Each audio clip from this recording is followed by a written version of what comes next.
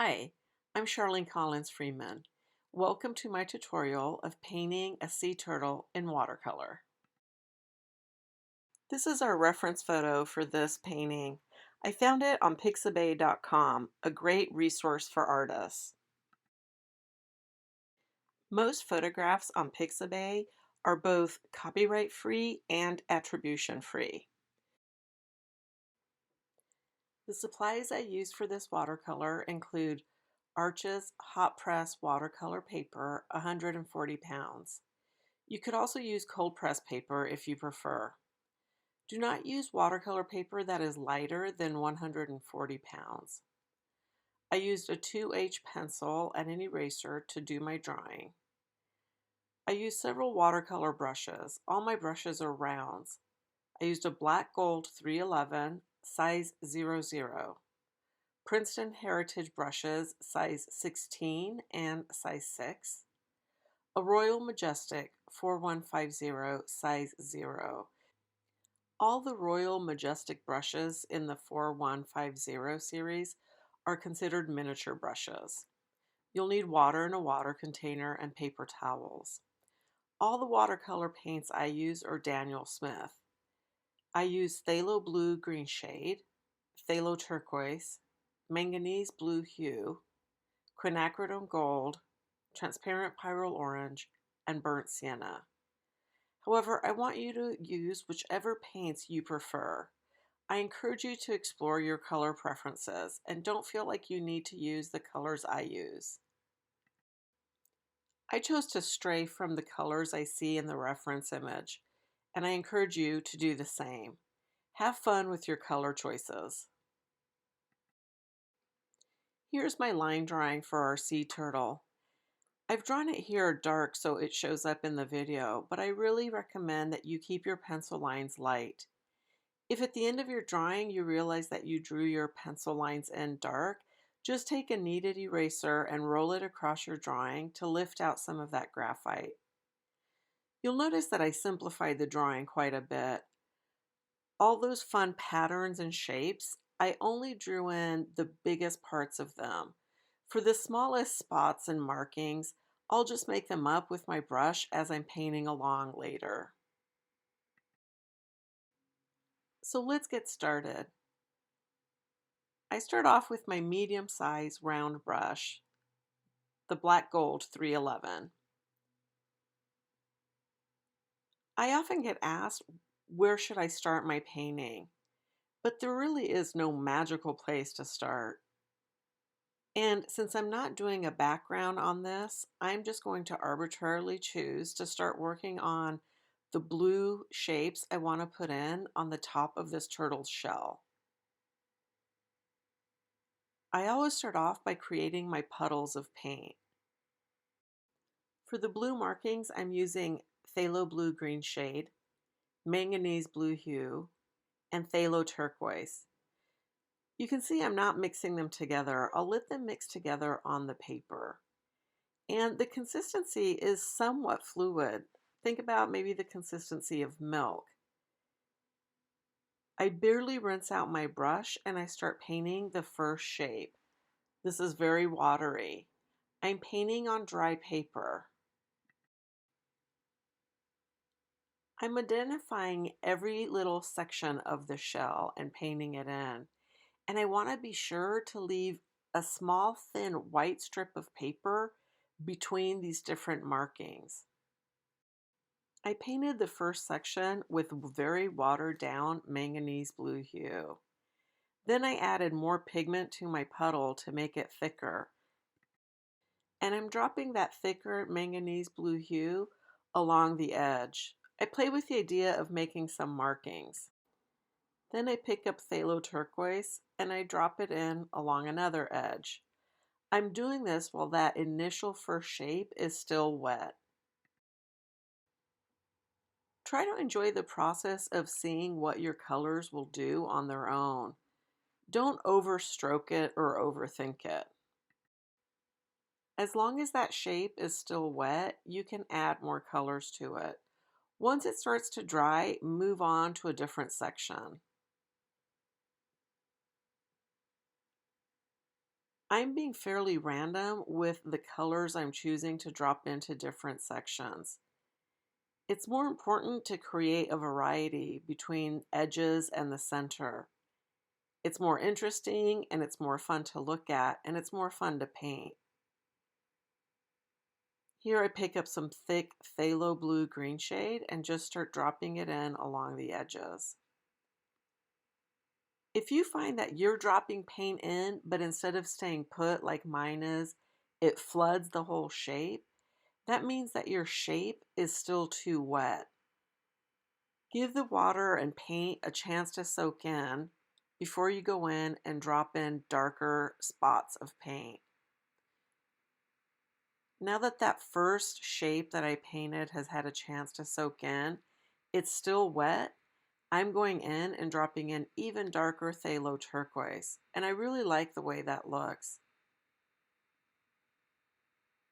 If I find that that darker paint starts to crawl into the rest of the shape, I can come in with a clean brush that is dry and lift out a little bit of paint to create a highlighted area in the middle of the section.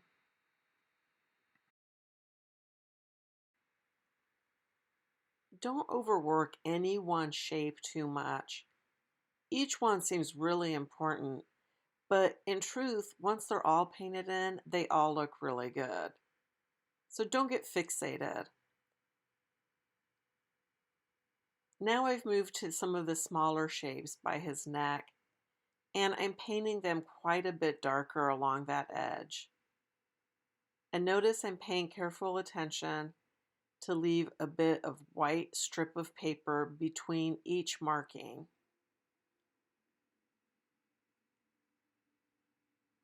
Here I'm painting it almost in reverse of what I did with the bigger shapes. I dropped in the dark edge first, cleaned out my brush, dried it off on my towel, and then just went in and softened that dark paint into the rest of the shape. Here I'm picking up some paint. If you don't see my brush painting or reaching into my palette, I'm either rinsing it out in my water or drying it off on my towel. I use my towel to really dry out my brush a lot so that I'm not dropping too much water into these shapes.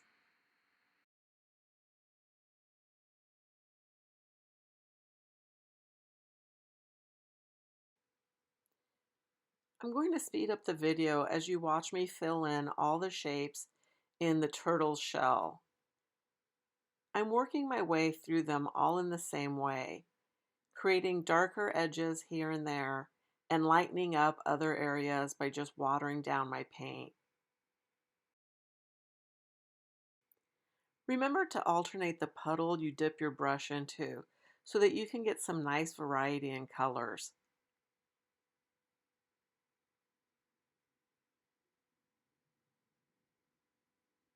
Where I want it darker, I just thicken up the pigment I'm using. More paint, less water. Where I want things to be lighter, I add more water to the puddle. Notice I drop in that dark paint there, and I'm giving it a chance to travel into the wet shape. If it doesn't travel and it stays put, it just means that that wet shape has actually now dried. I'm giving that dark paint a chance to soak into the paper, and then I can soften the edges with a damp brush.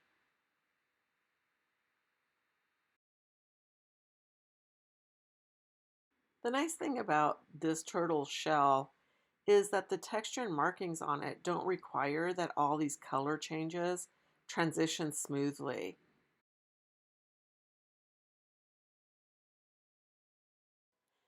Each one of these little sections is an opportunity to practice this technique.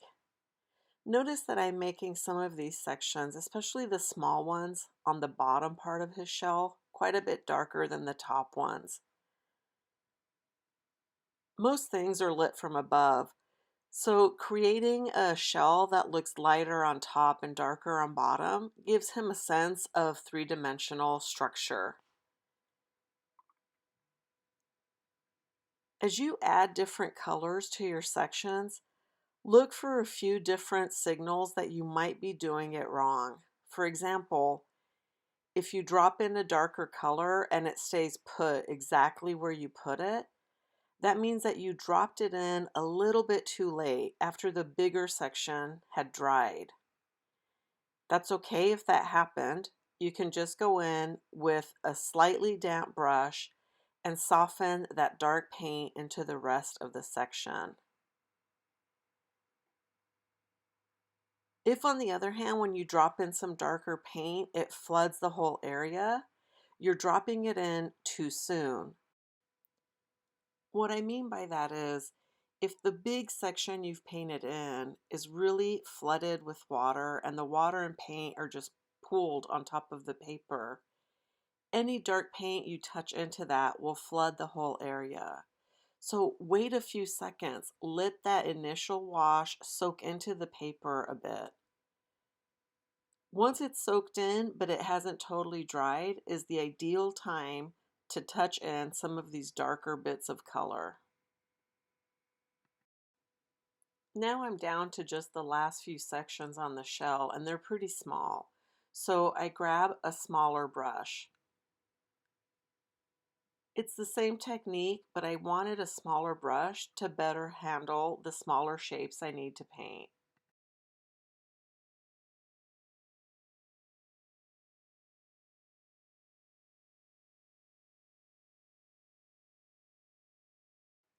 And I work on maintaining that white bit of paper between each of these segments.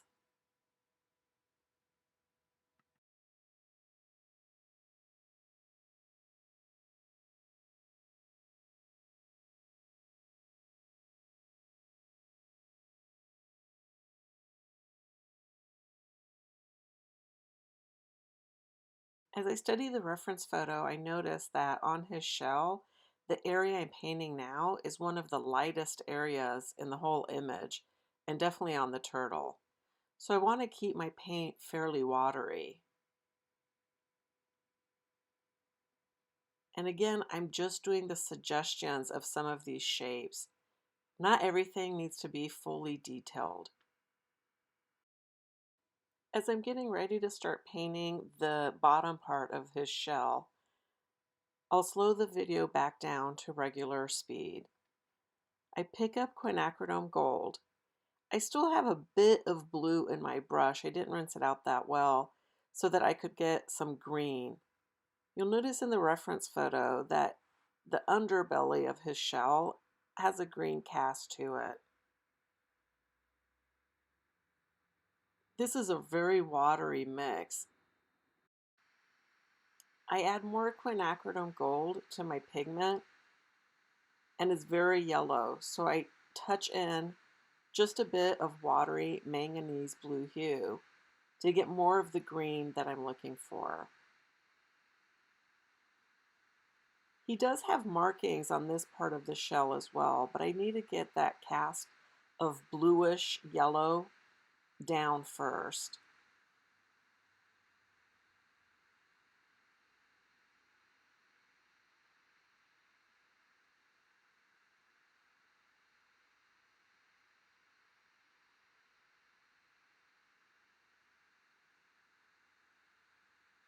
Using the same technique we used on the upper part of the shell, I'm just dropping in some light blue on the upper edge of this yellow shape. And I notice that there's a bit of that same cast on a part of his rear flipper. And with a damp brush, I just soften in that dark shadow I painted in. I'm calling it a dark shadow, but it's really barely there. Very watery, yellow-blue.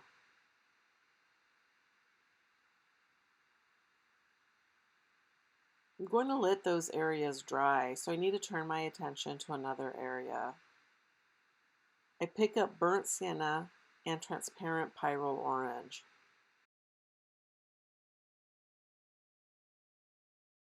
You can see just how watery that puddle of paint is.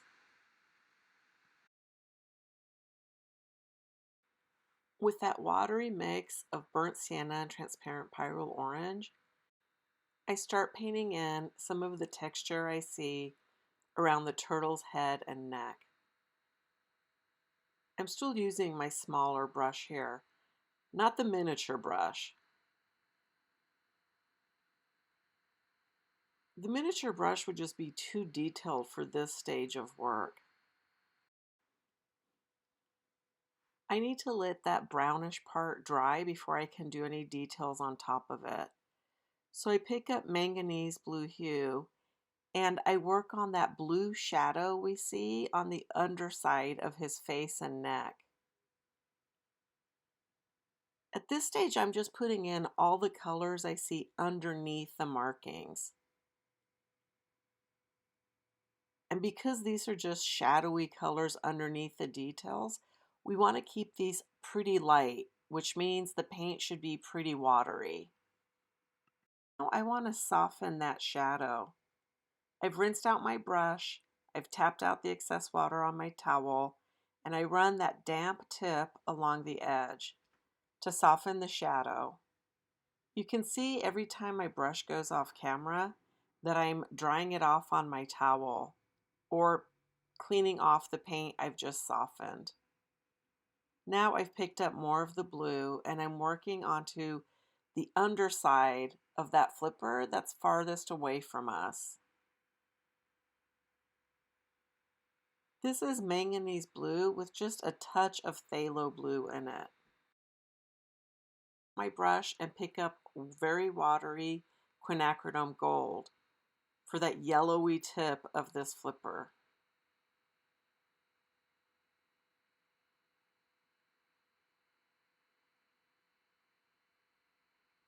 I don't want to overwork these areas. Any area that gets heavy-handed will start to command a presence, and I don't really want this back fin to be super important. Keep a light touch.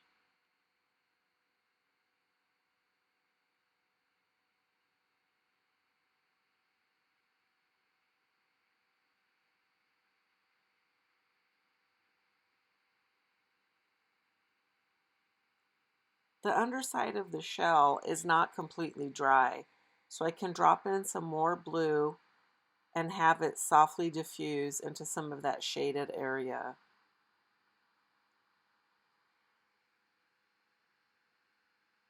This is something I love about watercolors, how they play together, sort of dissolve into each other. If you overstroke it, you'll make it more of a homogeneous, neutral tone. It'll probably start going gray or brown on you.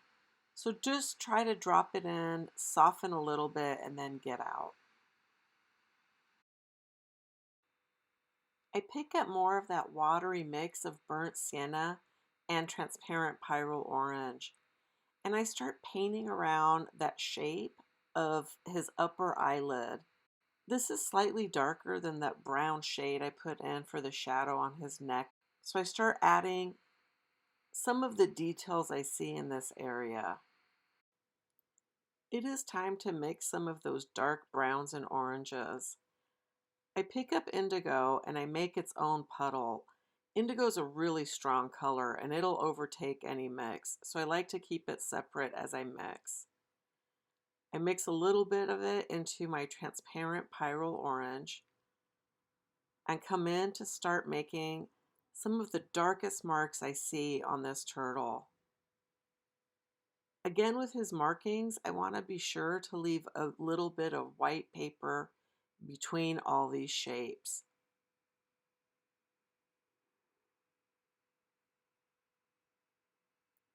I'm sort of hopscotching my way around his face, looking for some of the darker shapes. I don't want to paint them all from the same puddle of indigo and transparent pyrrole orange. Just like we wanted variety in those blue spots, we're going to want variety in these darker orangey brown spots. And that's a matter of watering down this mix and also painting with a slightly different mix, slightly more orange.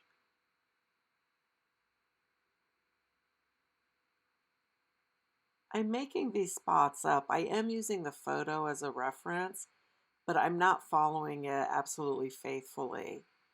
It would drive me nuts to sit there and count out the shapes and figure out their direction. So get the biggest ones down that you see, and then you can make up the shapes of the smaller ones.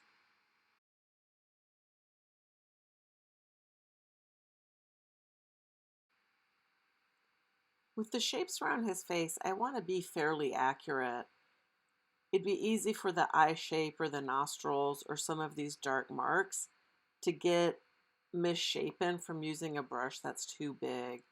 So for this part, I've picked up my miniature brush, and you can see I'm starting to make these small marks very deliberately. I've added more water to my mix so that I can get some lighter marks.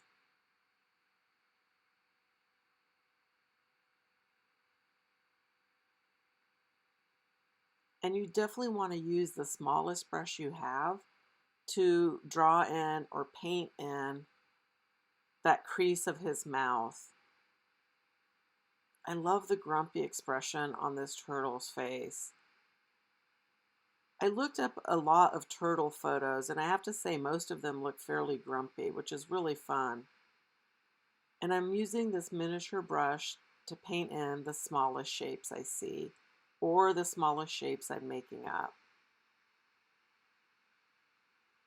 I also draw in the lower eyelid, trying to get the shape of his eye in correctly.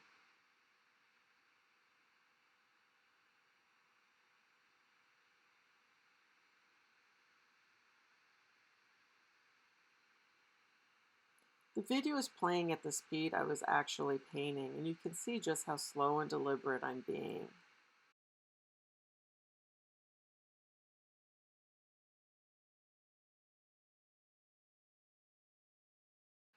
These initial shapes around his eye were pretty light, but since I'm happy with them, I'm ready to commit with slightly darker paint.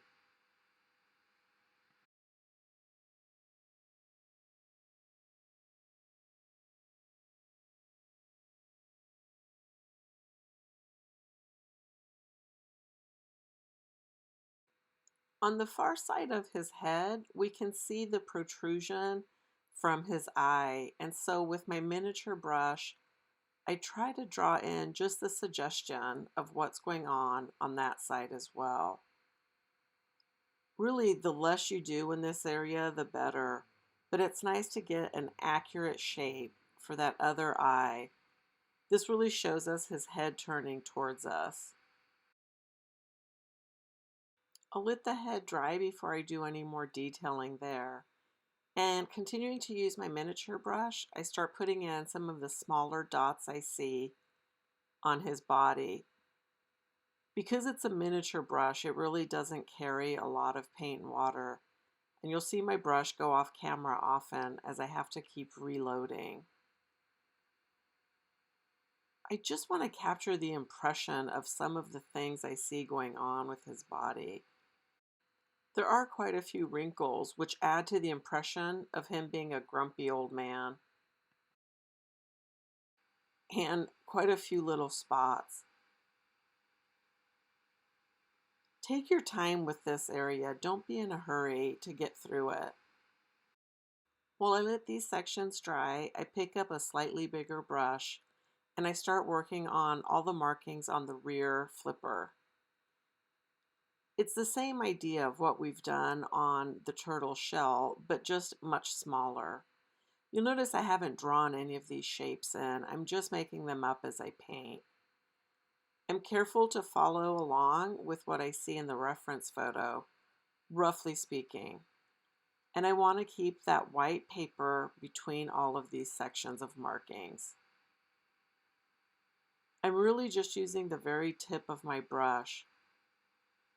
When you first load up your brush with paint, the paint will be its darkest and thickest. But you can see as I keep using this brush without reloading, the marks I make are getting lighter and lighter. So I use that to my advantage, putting the light marks down last. As I reload my brush, I put the dark marks down first, and then as the brush empties out, they get lighter and lighter. I'm going to speed up the video as this is the same technique throughout.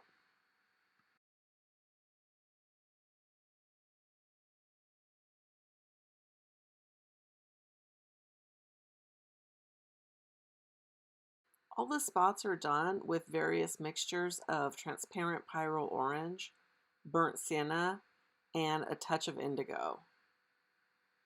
Those three colors are enough to give me a nice variety.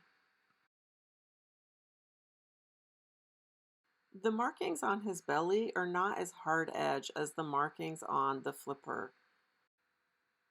So I'm using a slightly different technique to put down these colors. I'm almost painting a series of dots and lines and not being as careful to keep crisp edges between them. I picked up a slightly darker mixture of the same colors and dotted into a few areas to create that variety I see in the photograph. I've slowed the video back down to the actual time it was taking me to paint it to give you a chance to see this technique.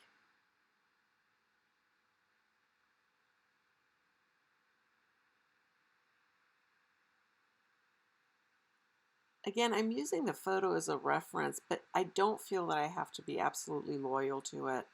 I want to create the impression of these markings, that's all. While I let those markings soak into the paper, I pick up more of the transparent pyrrole orange, indigo, and burnt sienna mix, and I start painting in the bigger markings of the front flipper. Here I only drew the first few largest shapes I saw, and that's really enough just to get me started. Using the tip of my brush, I keep painting in smaller and smaller shapes. I'll really speed up the video now, since I think you've gotten the hang of what I'm doing here.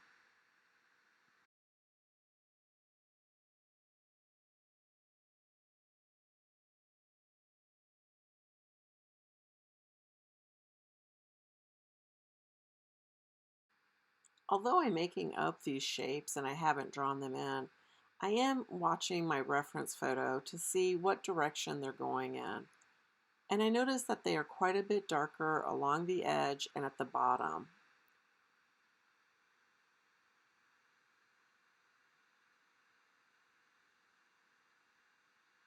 I find this process really relaxing. It's sort of a doodling approach to all of these shapes and patterns.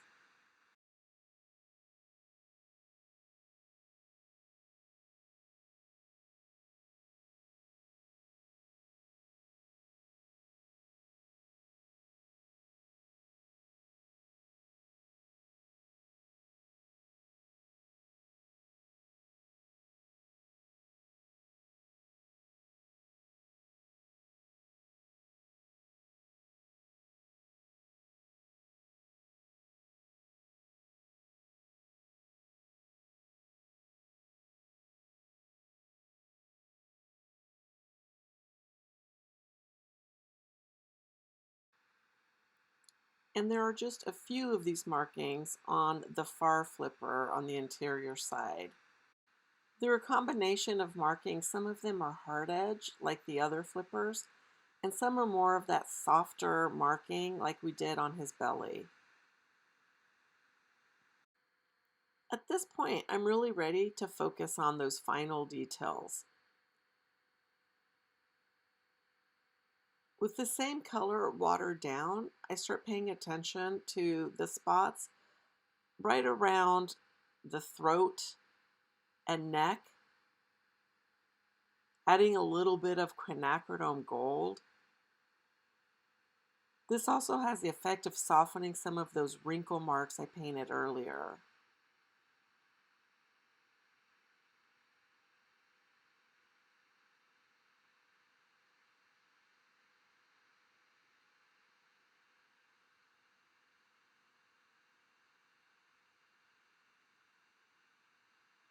And I'm studying the reference photo to see where it might be good to add some of this quinacridone gold marking.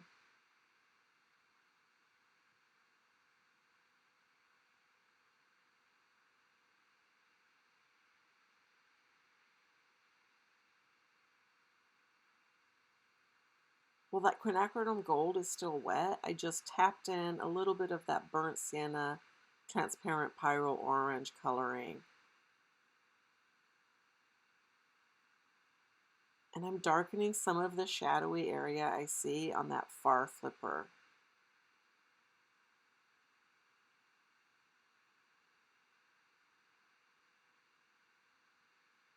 I've also added some blue to my brush here.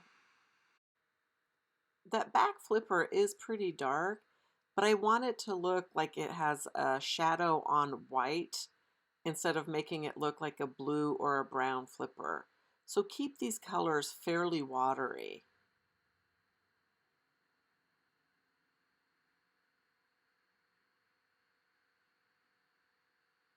There's not much paint on this brush at all. It's just barely a damp tip. And I'm running it along all of these edges so that they can soften together. I also use the damp brush to slightly pick up paint from some of those dark spots. They're so dark that it's pushing that flipper forward visually, and I want it to look more like it's in the back. Lightening up some of those dark markings will have the effect of pushing it back visually. I also want to darken his belly. That will give him a much more three-dimensional look. I take very watery burnt sienna and transparent pyrrole orange and wash it over most of his belly. It's fine if some of those spots get softer edges when I do that. And also with very watery transparent pyrrole orange and burnt sienna, I paint into that rear flipper. Not everywhere, just in a few areas. It's time to work on his face, so I picked my miniature brush again. And just in the center of his eye, I use manganese blue hue. I'll let that dry a little bit before I come in and paint the dark part of his pupil. With a thick version of burnt sienna and transparent pyrrole orange, I come in and draw some of the darker details I see around his eyes. Having to reload that miniature brush really gives me the chance to slow down to do this area.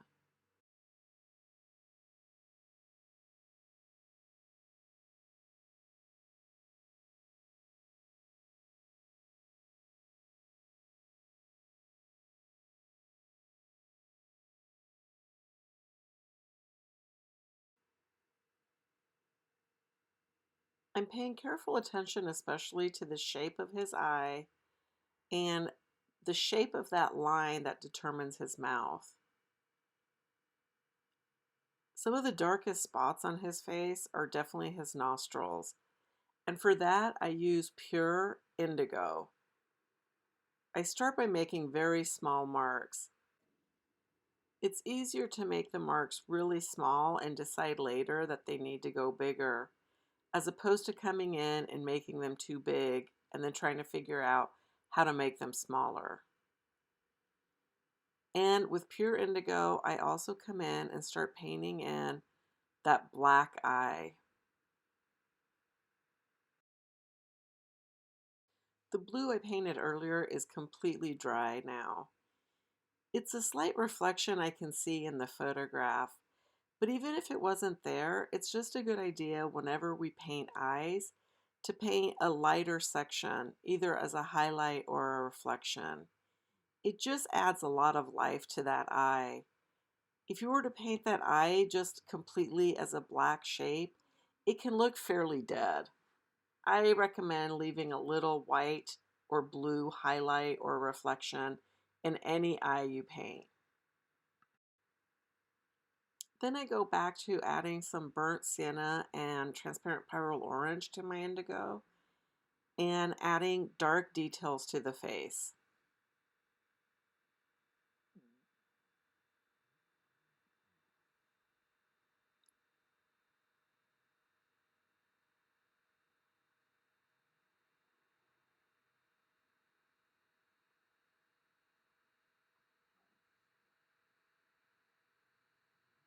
I continue using this small brush for more of the details on the back of his neck and throughout the body. These spots are really small.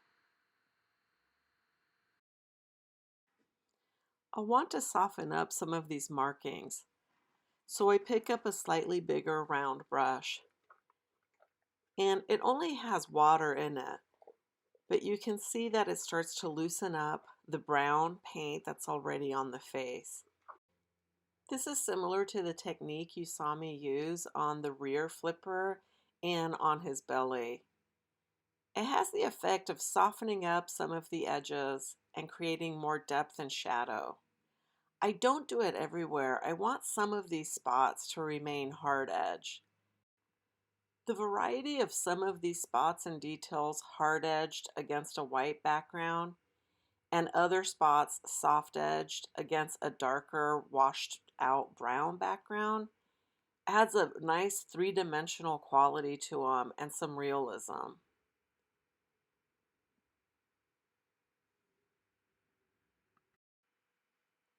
I decide to drop in some darker, very small dots on the rear flipper, both on his shoulder and at the very tip of it. I love this stage of a painting when I'm just hopscotching around looking for final details to put in. I decide to take some watered down phthalo blue green shade and emphasize that blue coloring on the bottom of his chin.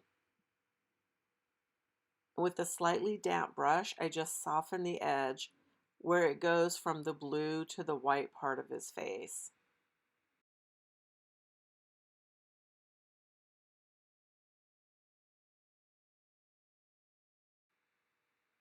It's soaking into the paper quickly, but before it has a chance to totally dry, I just dot in a couple of spots of brown. I want to darken the bottom part of his front flipper. So with a little bit of watery burnt sienna and transparent pyrrole orange, I touch a few of the shapes. I'm letting them bleed into each other and I touch the edge. But again, just like in his face and in that rear flipper, I want to leave some of these shapes as they are, hard edge and against white. Other areas, I'm going ahead and smudging it in with my watery brown color. With that, I'm done with the turtle, but I want to add some splashes of blue around him so that he's not just floating on white paper. I recommend letting him totally dry before you do anything else. Once he's 100% dry, I pick up my eraser and go over the areas where I can still see some of my pencil line drawing. Once I've erased my pencil lines, I pick up a dry brush and just sweep away all the eraser debris. Now I'm ready to splash him, but I don't really want to splash on him, just around him. So I pick up a piece of scrap paper and fold it in half to protect him. If you've never splattered with watercolor before, you might want to try on a practice sheet of paper first. I pick up phthalo blue green shade. It's the strongest blue I've used, and since it needs to be fairly watery in order to release from my brush, I don't want to use too pale of a color. You can see that I've loaded up my brush nicely with paint, and then I'm just tapping on it. I'm moving my paper around to protect the turtle. Again, I pick up that paint and splatter. If your paint won't release from the brush when you tap it, it's probably too thick. All you need to do is add a little bit of water to your puddle of paint. Reload your brush and go back at it. Try practicing first on a separate piece of paper if you're unsure. And now he looks like he's happily swimming in water. I hope you've enjoyed this tutorial. Thanks for joining me.